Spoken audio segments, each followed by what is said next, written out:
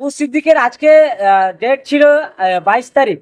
তার ডেটটা কি হলো, কি কোর্টে কি আজকে তার কোনো পেশ হলো কিছু? না না, আপনারা জানেন যে আমাদের হাইকোর্টের যে ডিটারমিনেশন ছিল কোন জজ কোন মামলা নেবেন, সেই যে ডিটারমিনেশন চিফ জাস্টিস ঠিক করে, সেইটা এই মধ্যবর্তীকালে পরিবর্তন হয়েছে।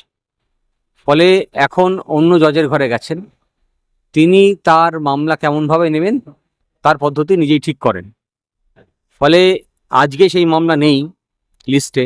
আমরা আদালতকে জানিয়েছি, আদালত যেহেতু অন্য মামলা অনেক প্রেশার আছে, পরের সপ্তাহে আবার আমাদেরকে মনে করাতে বলেছেন মেনশন করে, তো সেটা আমরা করব।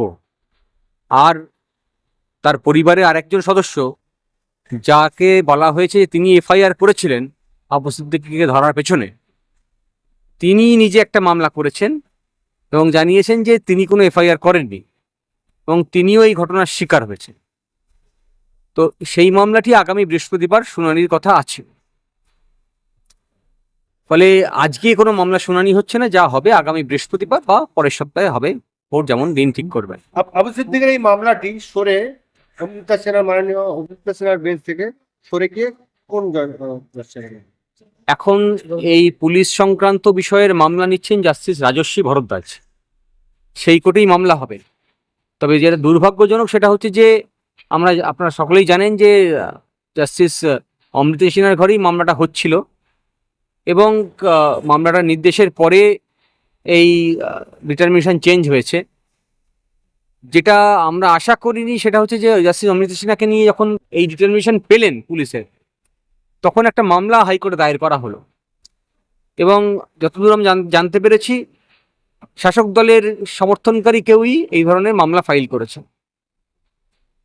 ফলে জজ সাহেব কোনো প্রোঅ্যাক্টিভ ভাবে যখন বিচার করেন এবং যদি তা রাষ্ট্রের বিরুদ্ধে যায়, তখন তাকে আটকানোর একটা প্রচেষ্টা।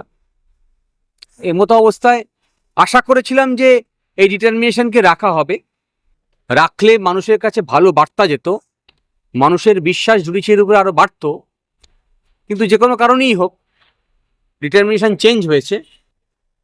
অবশ্যই যে মামলাটি হয়েছে সেই মামলায় কোনো নির্দেশ রায় আমাদের হাইকোর্ট দেয়নি, পিআইএল বেঞ্চে মামলা ফাইল হয়েছে। সেই মামলাটাই যদি খারিজ করা যায় বা যদি মানে আমি জানি না, মামলার বিচার করে যদি শেষ করা যায়, তাহলেও একটা ভালো ভালো বার্তা যায় মানুষের কাছে। যদিও প্রাথমিকভাবে আদালত জানিয়েছেন যে এটা এই ধরনের মামলা মেনটেনেবল না, কিন্তু মামলাটা নিষ্পত্তি হলে এবং যেহেতু একটা বার্তা দেওয়ার চেষ্টা করেছে যে বেঞ্চ, এই অমৃত সেনের বেঞ্চকে এই মামলা শুনানি করতে দেওয়া যায় না, ফলে সেইটাকে খারিজ করে দিতে পারলেও বা তার কাছে এই ডিটারমিনেশন থাকলে আসলে মানুষের কাছে বার্তা যেত যে আদালতের উপরে আরও আস্থা বাড়তে পারে কিভাবে। সেইখানটায় আদালতেই আলটিমেটলি ডিসাইড করবে, যে চিফ জাস্টিস তিনি ডিসাইড করবেন কিভাবে ডিটারমিনেশন ঠিক হবে। কিন্তু আমাদের মনে হয়েছে যে মানুষের আস্থা কোথাও বাড়তো, সেটা কোথাও ঘাটতি হলো। এই যে দ্বিতীয়বার যে আবু সিদ্দিকের ময়না তদন্ত হলো, তার থেকে কিছু উঠে ময়নাতদন্ত হয়েছে, তার রিপোর্টটা পরের দিন আদালতে মামলা হলেই আমরা হাতে পাব। তাছাড়া ময়নাতদন্তের পরে ওদেরই দেওয়ার কথা ছিল, কিন্তু খুব স্বাভাবিক কারণেই ওরা প্রথম থেকেই ঘটনাটাকে যেহেতু লুকানোর চেষ্টা করছে, হাইড করার চেষ্টা করছে, ফলে তারা দেয়নি। আমরা আশা করি দেবে, আর না হলে আদালতে যখন মামলা হবে তখন আমরা দাবি করেই নেব। আরিস খানের মামলার কোনো কিনারা এখনো পর্যন্ত হয়নি, পুলিশের উপরেই অভিযোগ।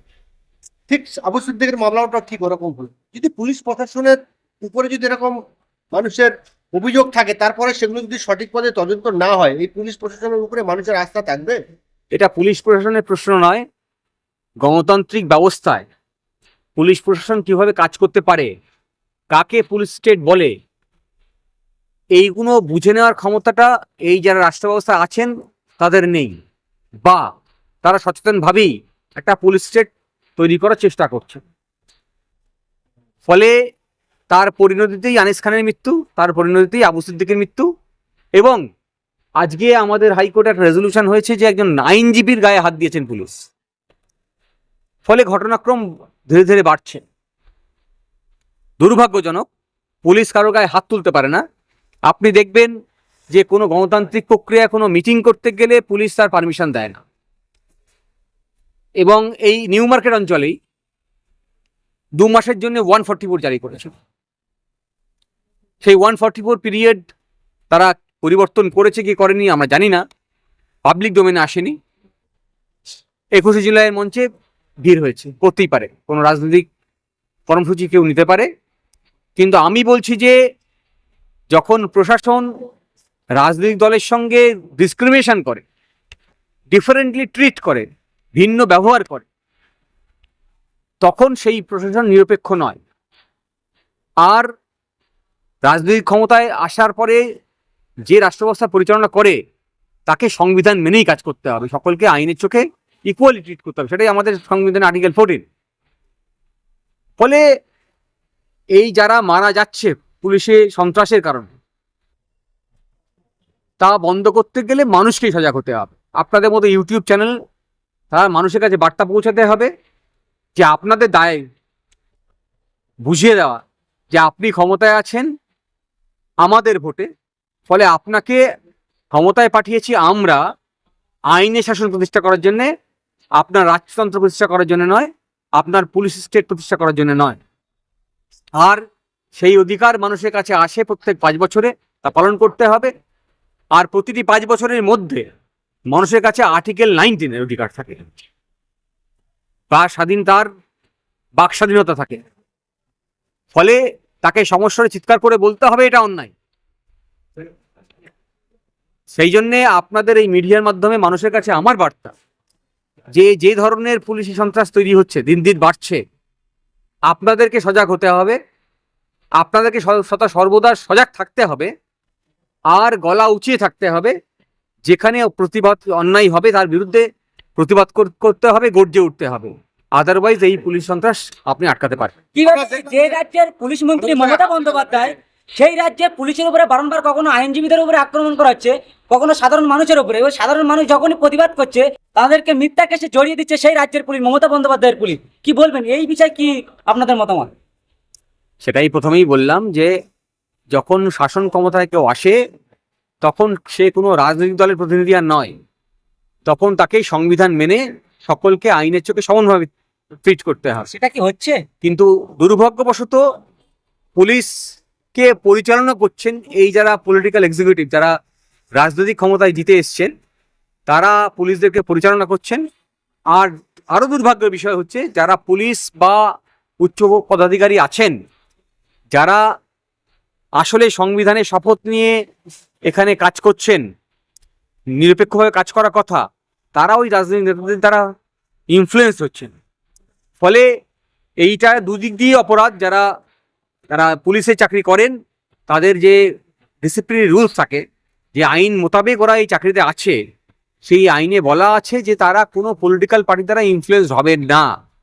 আর যদি কোনো পদাধিকারী পলিটিক্যাল পার্টি দ্বারা ইনফ্লুয়েন্সড হন তাহলে তা অপরাধ, বিভাগীয় অপরাধ, এবং এই বিভাগীয় অপরাধের কারণে তার চাকরি চলে যাওয়া উচিত। কিন্তু এই যারা বিচার করবেন, সেই বিচারক যদি নিরপেক্ষ না হন, এই বিভাগীয় তদন্তের ক্ষেত্রে যে বিচারক বলছে তার কথা বলছি, আদালতের নিরপেক্ষতা নিয়েও এখন প্রশ্ন ওঠে, বিভাগীয় তদন্তের ক্ষেত্রে একই। ফলে পুরো ব্যবস্থাপনাটা ভেঙে পড়তে চলেছে। তাই যখন পুরো ব্যবস্থাপনা ভেঙে পড়তে চলে তখন আমাদের সংবিধান বিপন্ন হয়, আমাদের সাংবিধানিক অধিকার বিপন্ন হয়। আর এই সংবিধান ভারতবর্ষের নাগরিকের তৈরি, তাই ভারতবর্ষের নাগরিকের দায়িত্ব হচ্ছে তাদের সংবিধানকে রক্ষা করা। আনিস খানকে হামলা করেছিল জোনা কয়েক পুলিশ, আবু সিদ্দিকীকে জোনা কয়েক পুলিশ হামলা করেছিল। পুলিশ পুরো পশ্চিমবঙ্গের পুলিশ কিন্তু নয়। সেই জায়গায় সরকার এবং যারা প্রশাসনে রয়েছে তারা এই 2-4 জনকে পুলিশকে উপযুক্ত শাস্তি দিয়ে একটা দৃষ্টান্ত স্থাপন করতে পারত। সেই জায়গায় কার্যত দেখতে পাচ্ছি যে শাসক দল এইসব অপরাধী পুলিশদের পাশে দাঁড়িয়ে যায় এবং বিচার ব্যবস্থাকে ঘোলা করে দেয়। সেই জায়গায় মানুষের যে ন্যায়পালিকার উপরে এবং প্রশাসনের উপরে আস্থা মানে ক্রমশই হারিয়ে যাচ্ছে। বলবেন না, সেটা খুব স্বাভাবিক। আমাদের যে ব্যবস্থাপনা আছে, এই ব্যবস্থাপনায় একটা তো আছে যারা বিধানসভায় নির্বাচিত হয়ে যান, তার আইন তৈরি করেন, আর আছেন এক্সিকিউটিভস যারা এই পুলিশ বলুন, WBCS অফিসার বলুন, BDO, হ্যাঁ, স্কুল টিচার যারা আছেন পুরো এই ব্যবস্থাপনার মধ্যে, সরকারি ব্যবস্থাপনার মধ্যে, তারা এই সমস্ত আইনকে ইমপ্লিমেন্ট করেন। আর এই বিধানসভায় আইন তৈরি হওয়া আর এই ইমপ্লিমেন্টেশনে যদি কোনো ভুল হয়, তা নিয়ে বিচারের জায়গা হচ্ছে এই আদালত। তাহলে এই আদালতকে আরো প্রোঅ্যাক্টিভ হতে হবে। একদিকে যেমন বললাম জনগণকে সজাগ থাকতে হবে, এই আদালতকে আরো বেশি প্রোঅ্যাক্টিভ হতে হবে, এবং আদালতই পারে এই মানুষের যে আস্থা হারিয়ে যাচ্ছে দিন দিন, এই প্রেক্ষিতে আবার মানুষের আস্থা ফেরাতে উপযুক্ত রায় দিয়ে, এবং যারা অপরাধী তাদেরকে সাজা দিয়ে, এবং অল্প সময়ে সাজা দিয়ে, দীর্ঘদিন ধরে মামলা না চালিয়ে। মামলা যদি ডিলে হয় তখন আমরা জানি আমরা জাস্টিস ডিনাইড হয় বলা হয়।